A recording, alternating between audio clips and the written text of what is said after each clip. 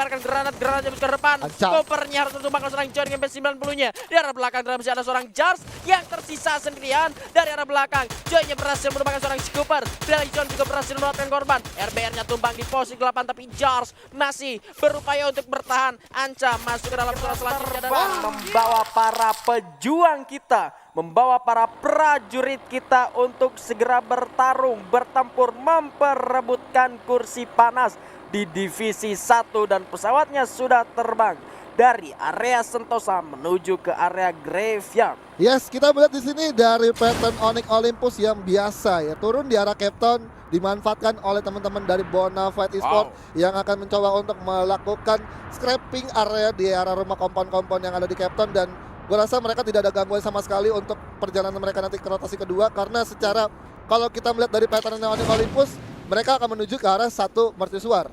Kesana kita melihat bagaimana Bonafide akan memilih rotasi kedua mereka, ataupun mereka akan mencoba untuk mengunjungi area Sentosa, kita tidak pernah tahu gitu. Wow. Bahkan dari semua tim nampaknya tidak ada yang mengalami gangguan atau tabrak-tabrakan di awal ya. Semua tim ini dari kedua belas tim hanya memperebutkan setengahnya saja untuk tetap bertahan di season selanjutnya, dan kita melihat dari drop zone setiap tim sepertinya ada beberapa tim yang memang masih tetap mempertahankan patternnya, masih tetap mempertahankan power kekuatannya di awal. Seperti contoh bisa kita ambil kayak First Rider, mereka masih turun di area Katulistiwa dan juga Bima Sakti membagi dua. Bahkan Aura Ignite kali ini kembali menuju ke area Mil setelah tidak adanya SES, dan Kings juga masih turun di area Observator, yang mana kalau nggak salah tadi Observer sendiri itu adalah area Blue Zone. Tetapi di sini ternyata Ikat harus terculik, terlalu jauh melakukan looting, terlalu terpisah, dan sayangnya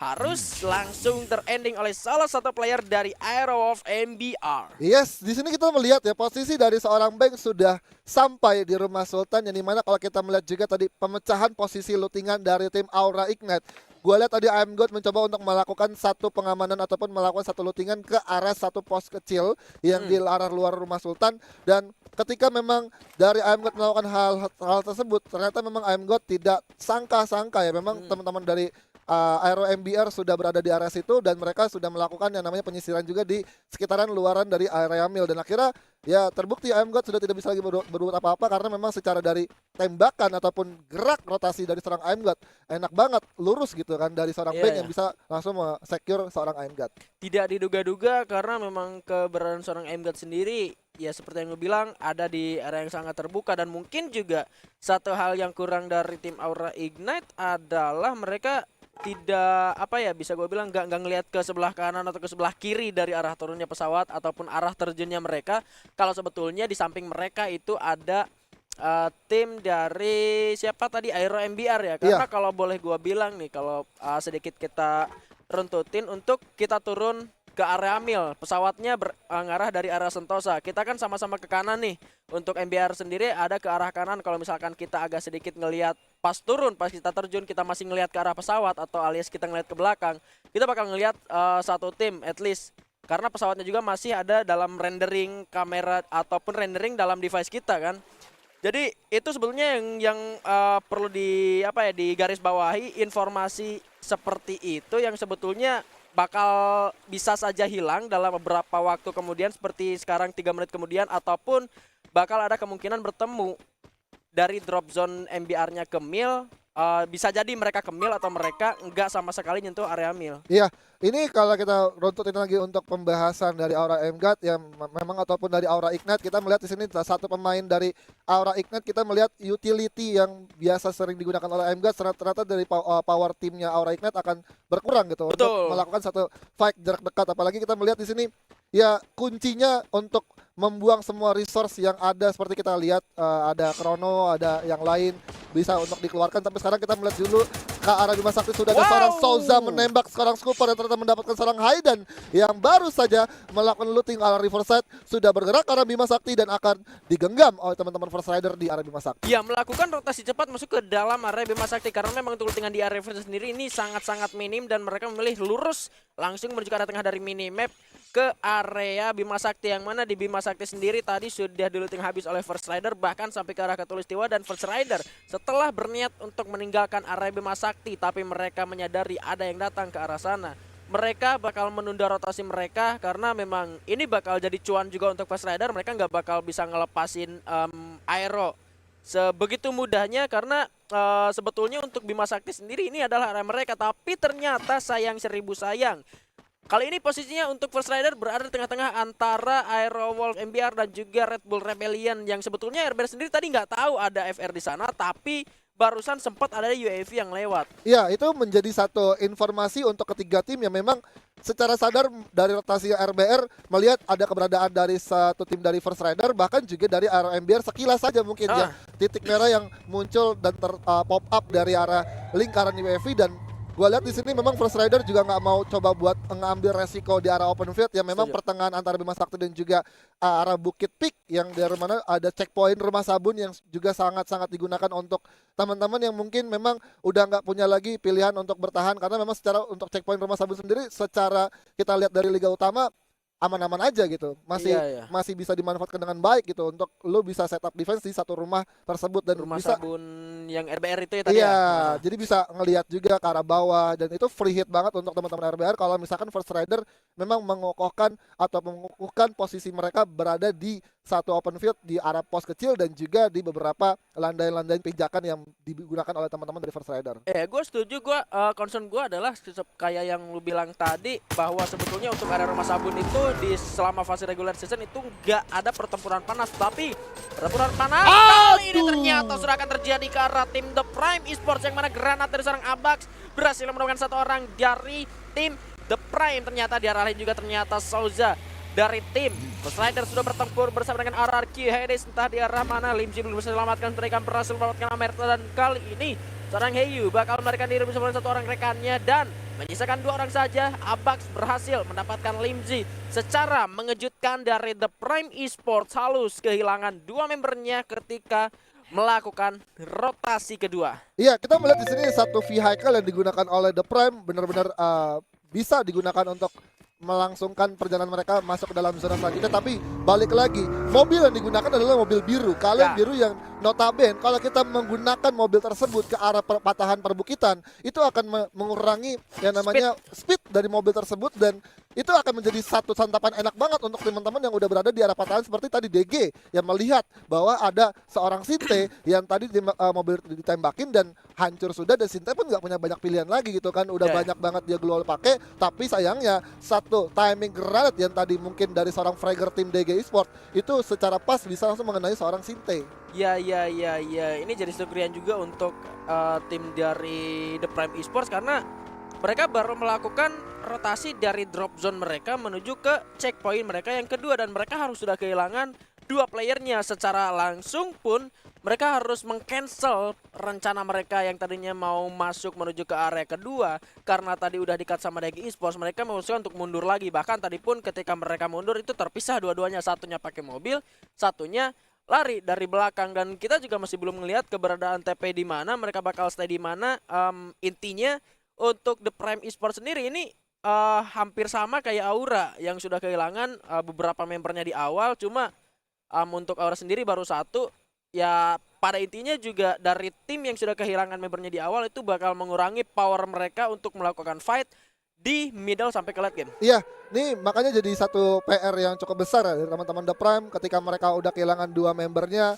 Let's say mereka juga nggak bisa lagi untuk melakukan satu permainan agresif mereka mungkin dengan menggunakan vehicle. Kalau tadi mungkin skenarionya dari The Prime masih hidup 4 orang, gua rasa mungkin The Prime akan berani banget untuk nabrak-nabrak kompon-kompon yang udah diisi. Mungkin mereka juga udah tahu, udah observasi juga di manakah kompon-kompon yang memang saring banget ditempati oleh tim lain, dan mereka akan menguasai itu. Gimana caranya? Karena gue lihat dari gameplaynya The Prime, bahkan dari tim-tim yang lain pun, gue rasa kalau dari untuk babak playoff kali ini memang mereka udah nothing tulus gitu. Mereka mau gimana pun mereka harus bisa lah nabrakin, nggak perlu takut-takut lagi malam-malam hari ini. Iya, mungkin juga satu hal yang menjadi kurang adalah dari tim The Prime Esports sendiri ketika melakukan rotasi menuju ke arah open field di bawah pick sana, mereka kurang mendapatkan informasi. Nggak ada UAV yang lewat juga, nggak ada clue juga yang dipakai. Tiba-tiba mereka dikejutkan dengan adanya tim DG Esports. Mungkin bakal beda cerita kalau misalkan posisi dari The Prime Esports sendiri tadi sudah mungkin misalkan satu orang udah ngelihat ada musuh di depan, nyuruh buat regroup dan mereka udah siap posisinya buat perang. Karena kalau kita lihat tadi posisi dari The Prime Esports sendiri itu posisinya benar-benar posisi yang gak siap buat perang. Gak siap. Dan pijakannya mereka tuh gak stabil juga Setuju. untuk mereka bisa mendekat ke arah teman-teman DG Esports untuk Groundingnya bisa sulit, iya groundingnya juga sulit, pemasangan gol juga susah, apalagi sekarang Chrono kita tahu ya kan, Chrono di nerf banget dengan 5 detik saja ketika skill digunakan itu akan hilang, dan lu untuk menahan beberapa granat ataupun utility granat yang memang dilemparkan oleh tim-tim lawan itu gue rasa nggak akan cukup lama untuk sekarang ini, karena kalau kemarin-kemarin ya lu pasang Chrono, lu diem aja, lu healing di situ masih tetap aman gitu kan. Kalau sekarang lu udah nggak bisa lagi untuk bergantung pada skill Chrono, karena Chrono sendiri cuma hanya menahan beberapa detik saja untuk granat-granat yang mungkin sudah kelempar duluan ke arah depan. Ya itu ya pembahasan ini cukup panjang. Kalau kita misalkan terus harus selalu ngeruntutin tentang tim The Prime Esports, kita hampir saja melupakan tim-tim yang lain yang mana tadi ternyata rumah yang lu bilang dikuasai oleh tim RBR. Tadi emang RBR ke arah sini, sekarang sudah diambil oleh tim Dranix, yang mana rumah di pick ini juga masih berada di area dalam zona. Sementara itu ternyata sudah mulai ada suara tembakan yang dikeluarkan dari RBR yang memutuskan untuk stay di pos kecil, di compound yang lebih kecil dan sedikit terbuka, dan memiliki resiko bisa di fight dari arah atas dan di ambush juga dari arah bawah, dan mendapatkan serangan long range dari arah tim Kings Esports ataupun sebaliknya. Ini bakal terkepung, tapi mereka mengusahakan untuk bertahan di sini dan mereka bakal membaca zonanya bakal ada di arah sini. Dan kalau kita lihat posisi dari RBR sendiri, di belakangnya ada di atasnya ada Dranix, ada King juga yang ternyata malah bakal bertempur bersama dengan sang King Kong kita. King Kong melawan Kucing yang kali ini bakal menjadi 4 lawan 4. Bos senjata core sudah bertembakan ke depan. Sudah ada Raf yang tengah headshot, draw juga begitu berbahaya. Di sana hampir saja ditumbangkan. Masih ada perlindungan, masih bisa masang gol kembali. Sementara Rehan ada di barisan paling depan untuk melepaskan penyerangan. Narik mundur terlebih dahulu. Sementara Strawhead ternyata ditembak dari arah belakang seorang Black, karena malah jadi Kingsnya yang terjepit. Masih bisa cukup aman kembali di pinggiran zona dan masih bisa untuk melepaskan tembakan dari jarak jauh saja, menghindari close combat, karena di sana juga Dranix masih memantau, dan Bonafide ternyata memutuskan untuk mundur, berlari menuju ke arah bawah, ke arah dalam zona, dan Kings bakal di fight juga, bakal ditembak juga oleh tim Dranix seharusnya, karena tadi Strawhead juga didapatkan oleh seorang Black. Iya, dan kita melihat di sini dari teman-teman Kings memang sangat-sangat diapit oleh dua tim, bahkan langsung di mana Bonafide secara memang dari arah posisi pijakan mereka berada di arah bawah, dan sekarang sudah ada komit yang dilakukan di mana seorang Calvin sudah bersiap dengan shotgun gebernya, langsung tembak arah seorang Steel, tapi ternyata dari seorang Steel udah sekarat banget, dan akhirnya pun Dix juga harus didapatkan, sementara Rose Z juga menyusul di mana seorang Raf berhasil langsung meratakan teman-teman Bonafide di peringkat ke-12, di mana ketenangan dari seorang Raf mampu untuk meratakan tim Bonafide, tapi ada lagi datang dari tim Dranix yang akan langsung meratakan dengan utility granatnya, sekali lempar gardu langsung mendapatkan pemain tersisa dari Kings Esports. Satu granat, satu skuad gardu sendirian, rata sudah semuanya. Ini dia mengundang third party, karena memang tadi Dranix juga sempat melihat keberadaan Strawhead dan sempat dikenakan juga dari sniper seorang Black tadi sebelum pertempuran antara Bonafide dan Kings dimulai. Informasi sudah diterima dengan lengkap oleh para player dari Dranix. Informasi juga sudah diterima dengan lengkap oleh rekan-rekan dari tim Dranix. Mereka sudah tahu ada war di sana, mereka dengar juga pecah war yang ada di sana, dan mereka masuk di waktu yang sangat tepat, bahkan gak perlu ngeluarin peluru satupun. Iya, nggak perlu mengeluarkan satu peluru pun, dan dimana juga kita melihat di sini ya posisi dari Bonafide ketika mau coba untuk melakukan satu invasi ke arah rumah L. Gua rasa mereka juga ada melihat satu mobil vehicle yang dihancurkan oleh teman-teman RBR, dan itu menjadi satu perhitungan juga untuk Bonafide, apakah kita turun kita bisa selamat, tapi nyatanya memang dari Bonafide untuk mencoba untuk all in ke arah atas, dan ternyata justru malah dari Raf sendiri yang tadi kita melihat POV-nya, dia dengan tenang, walaupun dia tahu dia udah kesulitan banget, udah dua pemainnya udah tumbang, tapi at least dari seorang Raf dengan satu tembakan double barrelnya bisa on point dan bisa langsung hit ke arah lawannya, dan akhirnya bisa menyelesaikan teman-teman Bonafide di jarak menengah seperti itu. Ya ini ketenangan juga dari tim King Esports loh, padahal tadi sebetulnya posisinya adalah Kings yang diserang pertama dan Kings yang terjepit duluan. Betul, dan